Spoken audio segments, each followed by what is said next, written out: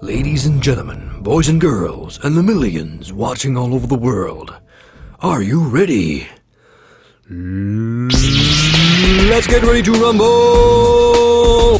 Hey, this is LP from TechnoReview.com. Today we have something a little different. 12 rounds of heavyweight smartphone action. Welcome to our smartphone smackdown. In the white corner, weighing in at 150 grams, Nokia's new N-series device, the N97. In the black corner, HTC's very own flagship device, weighing in at 178.5 grams, that is, the Touch Pro2. Okay, let's stop kidding around.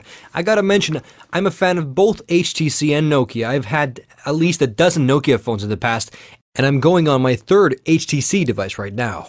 So I have absolutely no reason to play favorites. Round 1. Fight! Design is pretty much always a factor when buying cell phones, because you definitely want to have a flashy device to show off to your business buddies and friends. The N97 has a very distinct Nokia quality about it. It's pretty much in line with the previous N-series devices. The only gripe about the device is that it resembles the 5800 Express Music quite a lot. You can get the Express Music device for under $300, while this device costs more than double. The Touch Pro2 is also a very good looking device. It's sleek and streamlined, but the times people have confused this for an iPhone, I've already lost count. But these are small complaints because both devices are very good looking, and when it comes down to looks and design, it's pretty much always a matter of taste anyways. Some people like coffee, and some people prefer cocoa. That's the way it goes. So this round is a tie. Decide for yourself. Round 2. Fight! When talking about devices that are in constant use, build quality is definitely important. I mean, it can get annoying to wake up after a night on the town and finding your cell phone in your pocket in pieces. It's happened to me a couple of times. I wonder if tequila had anything to do with it. Anyways, both devices are made out of titanium. Well, not really. But it would be kinda cool to have a phone that can handle an entry into the Earth's atmosphere. But these devices are made out of plastic. Despite this, they both feel solid in the hand. Both have a good slide-out mechanism, but the tilting screen on the Touch Pro2 has a slight jiggle to it, while the mechanism on the N97 is very solid. So the slight edge goes to Nokia in this round. Round 3. Fight! This round may be a very important deciding factor for most, because this part relates to the unique selling proposals of both devices, the QWERTY keyboards. Looking at the keyboards, it's quite obvious how this round will turn out. The tilting screen on the N97 is taking a hell of a lot of space away from the keyboard itself, leaving space for only 3 rows of keys. Even though I like typing with the N97, the Touch Pro2 keyboard is definitely in a league of its own. The keys are bigger, more elevated, and spaced out comfortably, and the rows are misaligned like on a regular keyboard. And the Touch Pro2 also sports a dedicated row of keys for the numbers. And I would say the typing is about 30% faster on the Touch Pro2. The N97 gets owned pretty badly in this round. Round 4. Fight! When comparing the screens spec-wise, both have their advantages. The N97 has broader color range, but the screen on the Touch Pro2 has bigger resolution. Being the keen-eyed resolution whore that I am, the advantage in sharpness is somewhat noticeable on the Touch Pro2. Small text and details look slightly sharper on the Touch Pro2. The Touch Pro2 seems also to have a slight edge in brightness and contrast. Looking at the devices side by side, the advantage in colors is not apparent as you might think, and I really can't see the massive difference in color count on the N97. Better contrast and higher pixel density gives the Touch Pro2 the points in this round. Round 5. Fight! Both devices have resistive touchscreens, which react to physical pressure. While HTC has plenty of touchscreen devices under its belt, this is only the second touchscreen device for Nokia. While I think the firmware update improved touchscreen sensitivity on the N97, it still can't compete with the Touch Pro2. Pressing buttons and icons just needs a bit more pressure, and I would say that the sensitivity on the N97 is somewhat similar to the last generation of HTC devices. The Touch Pro2 is a clear winner in this round. Round 6. Fight! If you watch my N97 review, you might remember that I wasn't too impressed with the Symbian S60 5th edition interface. They could have customized the interface for the N-series device because, as it is now, it's not quite enough to justify the high price tag. The Touch Pro2 runs on Windows Mobile 6.1, which can be a bit clunky at times. Luckily, HTC has added their custom user interface on top of the operating system. TouchFlow 3D2 is very functional and easy to use, and you don't have to be MacGyver to operate the main functions. Although, it would be kinda cool to be MacGyver though. Anyways, when comparing the two UIs, the TouchFlow 3D2 stands out.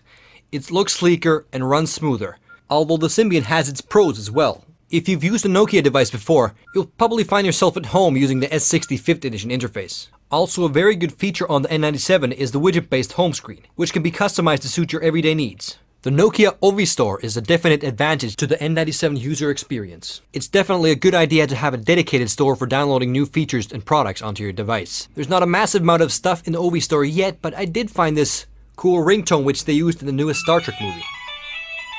While Windows mobile devices may not have a dedicated store yet, the community support, for example at XDA forums, is amazing. Weighing in the two interfaces' pros and cons, I have to reward this round to the Touch Pro 2.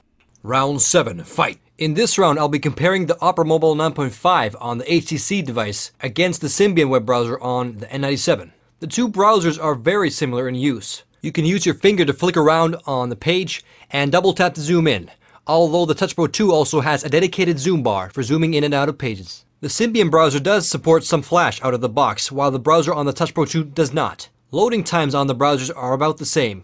The Opera browser loads some pages faster than the Symbian and vice versa. A very cool feature on the Touch Pro 2 is the push internet.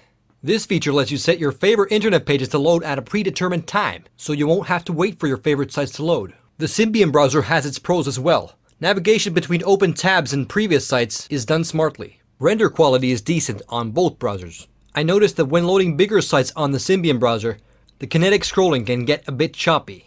But the Opera mobile browser is not without fault either. I had the browser actually crashing one time while making this comparison. Both browsers are decent, but far from perfect. I call this one a draw. Round 8. Round 8. Fight! The Touch Pro 2 sports a 3.2 megapixel camera and no flash. Now the N97 sports a 5 megapixel camera with a dual LED flash. The camera on the N97 is one of the best I've seen on a mobile device. It has all the functions you normally expect to see on a dedicated pocket camera. The N97 has dedicated buttons for operating the camera, which is always a good thing. The camera on the Touch Pro 2 is okay, but can't compete against the camera on the N97. Round 9. Fight! Media playback is always featured in marketing slogans for these type of devices. A rock concert in your pocket, or a movie theater in the palm of your hand. I watch a lot of movies off the big screen, and it's not exactly the same as watching it from a 3.5-inch screen. Surely enough, both devices have nice and big screens, which are well suited for watching your favorite content while commuting on a train or plane, for example. When it comes down to media playback, you definitely want a device that can handle any format you pull off the net. Neither of these devices support DivX out of the box, but this isn't too big of a deal because I would recommend getting a third-party player anyways. For example, Core Player that handles pretty much every format you throw at it. I said pretty much. Unfortunately, the Symbian S65th edition does not support Core Player. In fact, I could not find a working player for the Symbian that can handle DivX and Xvid. But the N97 handles the formats it supports with ease, and excels over the Touch Pro 2 with 3GP formats. But since I have 0 movies in 3GP, I have absolutely no use for 3GP playback. I mean, I'm not gonna sit around for hours converting files. Another issue I have with the 3GP format is picture quality, which can get a bit blocky. Even though the N97 handles some formats with ease, the lack of codec and third-party player support is the reason this round goes to Touch Pro 2. Round 10. Fight! Both devices have good music playing capabilities. The speakers on the Touch Pro 2 are better than the N97 speakers, which also makes speakerphone calls better on the Touch Pro 2. But the N97 has a feature that the Touch Pro 2 is dearly missing, the 3.5mm headphone jack. Without the jack, you won't be hooking your device up to external speakers to show off your Boy George collection. And in my books, that's a big enough reason to give this round to the N97. Round 11. Fight! Ignore the battery life promises on the spec sheets. It ain't gonna happen. Both devices have 1500 mAh batteries, and battery life is about the same. If you're a heavy user, you will be depleting your battery in 2 days, so keep your charger handy. Round 12. Fight! When it comes down to it, price may become a deciding factor. But rest assured, no matter what, both devices will be making a hole in your wallet the size of a decent shotgun blast. The 32GB internal storage and superior camera justify the higher price tag on the N97, so I would call this one a draw. So that's about it. The Touch Pro 2 took down the N97 with a final score of 94 points. I'm probably gonna get some flack from Nokia fans, but that's okay. I still consider both devices to be good business smartphones, and I expect Nokia to be upping the ante next time around. The Touch Pro 2 is now the defending champion, and I'm gonna need your help to choose the next challenger. Post your suggestions on the comments. Thanks for watching. LP signing out. Finish him! Fatality.